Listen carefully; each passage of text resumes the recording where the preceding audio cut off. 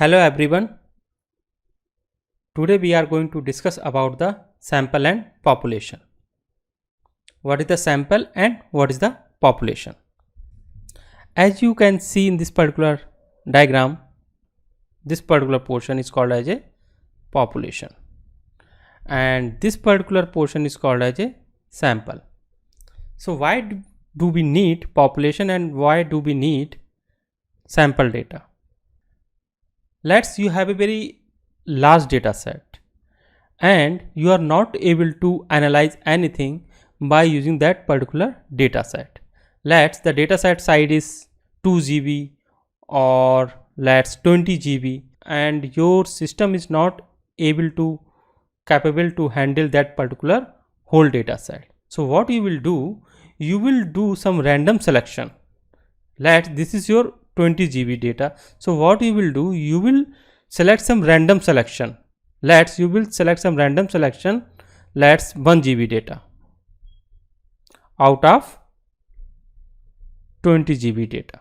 So by using some random selection, you will create a subset of this particular data, this particular sample. So this is called as a sample data. We will explain further by one example so that after that you will get some clear picture what is this by using some real world scenario. So what we do all our analysis or all our measurement in this particular sample data. These are all the employee in your organization and you want to analyze average height of your employee. This is the employee of a MNC and we have 2 lakh employee. It would be possible for you to measure height of each employee? I think not possible. So what we will do, we will select some random employee. This MNC has 4 region. UK, US and your India and Australia. So what you will do, you will select some employee from this US, some employee from India, employee from UK and some employee from Australia.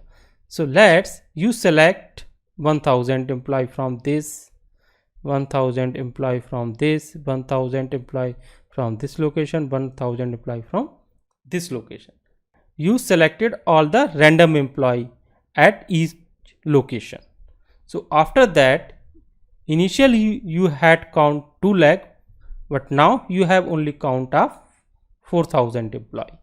So you can easily measure the height of 4000 employee and provide the sample means. Or if you want to the standard deviation, all those measurement you can do on a sample data. So by doing all those measurement on a sample data, we can draw some inferences or we can draw some conclusion that what would be the average height of your total population. The average height is 5.8 feet of your sample data.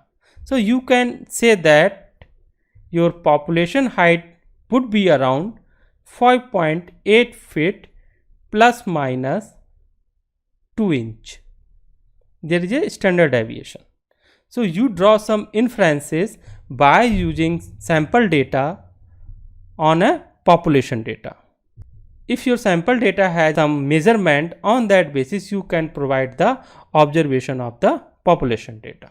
So whatever the measurement you do in the sample data, those are called as a statistics, and whatever the measurement you do in the population data, that is called as a parameter.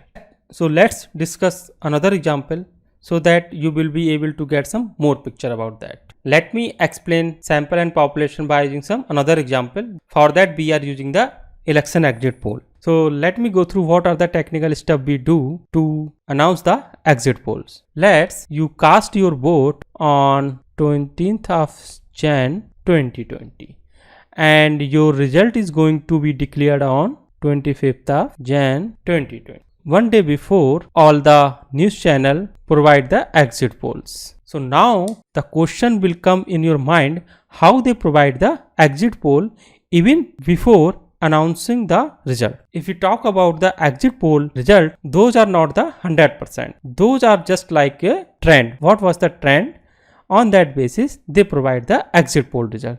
Those exit poll results could be wrong or could be slightly closer to your actual results. So what are the technical steps we do behind the exit poll results? So let's you cast your vote on 20th of Jan at XYZ city, and you want to only know the exit poll of your city. So what normally these news channel do, they hire some local survey team. This is your city, and we can divide this city into the 3 zone. We want to understand the desiredness of upper class people, lower class people and middle class people. So what we will do, we will go this upper class region homes, and let's 1 lakh house belong to upper class, 2 lakh house belong to lower class, and let's 3 lakhs belong to middle. So what we will do some random selection. We will select some random selection like around 200 lower class house, 200 let's 300 lower class, 200 your upper class, and 300 lower class, and your 400 middle class. So we will do our survey only on these peoples. Only 200 is the now in this 300, and here we will do the survey on 400 people. We will try to understand his view, what they want, by using some questions which we have already prepared. So by using those questions, we will ask some question and will try to understand his view. So on that basis, we will prepare some reports. This is the report of this particular city. These are the peoples and his view, like party wise view. Let X want to give party 1 vote, Y want to give party number 2 vote, Z want to give party number 1 vote. So by using these things, we will create some reports. So on this reports basis, we can provide some analysis that on this city, the party 1 is going to win.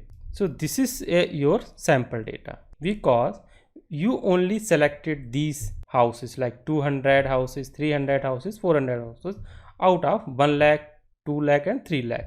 So we can conclude that as per the sample data, party number 1 is going to win in this particular city. So on that basis, we can draw our conclusion that in this particular city, our exit poll result will be like that party 1 is going to win the election as per the exit poll trends. So this way we can provide the exit poll results, and most of the news channel use this type of the survey. So we use sample and population in many use cases. I give you another example. Government want to announce any subsidy to the poor class people, and they want to give only subsidy to those poor class peoples who have only girls in their house. So how you know that how many poor class peoples have only girls? So for that, what you will do, you will collect some sample data. So on that sample data, you will do your analysis, and on that basis, you can draw your inferences or you can draw your conclusion on the complete population data. So there are many use cases we can use the sample and population. There are many use cases where we can use the sample and population. If you have any query or any question, please mention in the comment section. I will try to answer all your queries as soon as possible. If you liked my video, please subscribe my channel and share with your friends. Thank you. Have a nice day.